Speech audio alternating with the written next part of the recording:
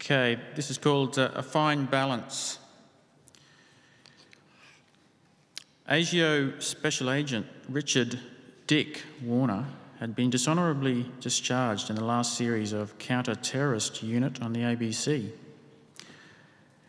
In a programming conspiracy so common at the public broadcaster, the program had originally been planned to be a left-wing antidote to American thrillers like 24. However, it hadn't had an extremist of Arab extraction for the last 3 series, and many of the newer members of the ABC board were getting very worried. In fact, the last bad guy intent on global destruction had been a balding, white 60-something solicitor from Kirribilli. A reprieve had been negotiated for a final Christmas counter-terrorist unit telemovie. Dick would be resurrected, but this time operating as a loose cannon, an ex-ASIO renegade. However, in keeping with new ABC program guidelines, the finale would be more balanced. The Ramadan special had been hastily canned following an Alan Jones campaign. In the ill-fated special, Dick had saved the local mosque from a nuclear-armed evangelical sect based in Sydney's Hills district. Episode 418, The Final Hour, There Will Be No Christmas in Afghanistan. It started out like any normal Saturday morning.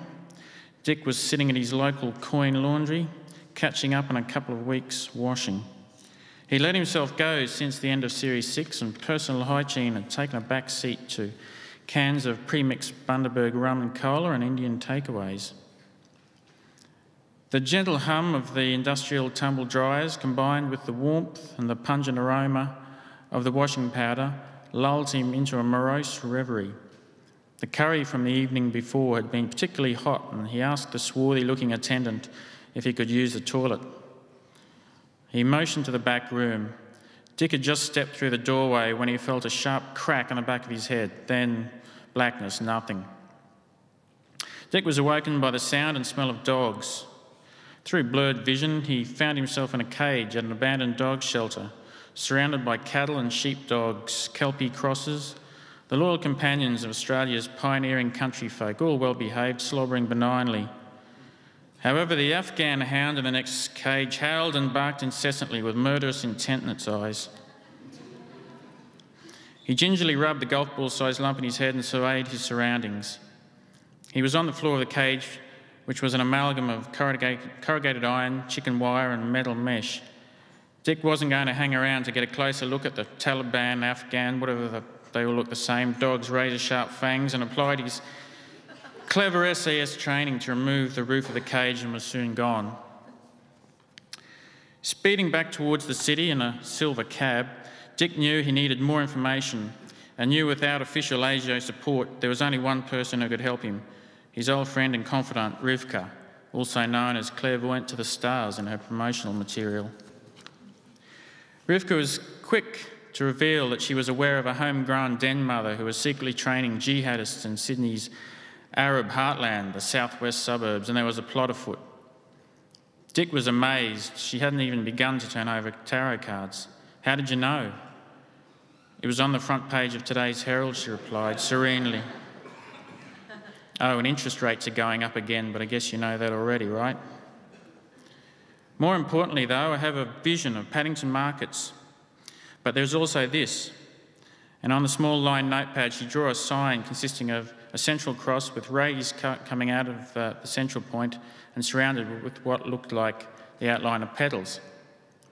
Dick knew the sign immediately. His old foe, Dulcie El Hilali. Surely multiculturalism had made her so brazen to set up a stall at the eastern suburbs' premier markets. Dick knew his destination, but first he needed a weapon. The cafeteria adjoining the Wayside Chapel was busy with hungry customers. He scanned the dining room and spotted Edith in her usual place beside the bain-marie. Edith was a French ex-Secret Service agent who had come out for the Rainbow Warrior project in the 1980s and had liked the Antipodes so much she decided to stay. However, times had been tough since the French government pension had run out. He greeted her with an urgent bonjour, love, using his best French accent. Dick, mon chéri, it's been so long. Where have you been? It's a long story, Edith. Been a bit quiet lately, trying to get a bit more balance in my work-life activities. Going to the cricket, reading up about the Anzacs and Don Bradman. Something all Australians should know more about. But I can't talk too much today. I'm on a top-secret mission to thwart a plot to blow up Paddington markets. I need to get my hands on a gun quickly. My God, we have our problems in squalid Parisian slums, but the Paddington markets, will they stop at nothing? But what's wrong with a standard issue ASIO handgun? Look, love, don't ask too many questions. It's just a matter of national security, and I don't have much time to play with. Okay, go to this address and ask for Sebastian. Dick uncrumpled a piece of paper Edith had squashed into his hand, which detailed the address of the salon, a stylish hair salon in East Sydney. Sebastian, the owner, was standing at the counter inside the entrance, holding a small dog with a diamond-studded Hermes dog collar. Are you Sebastian?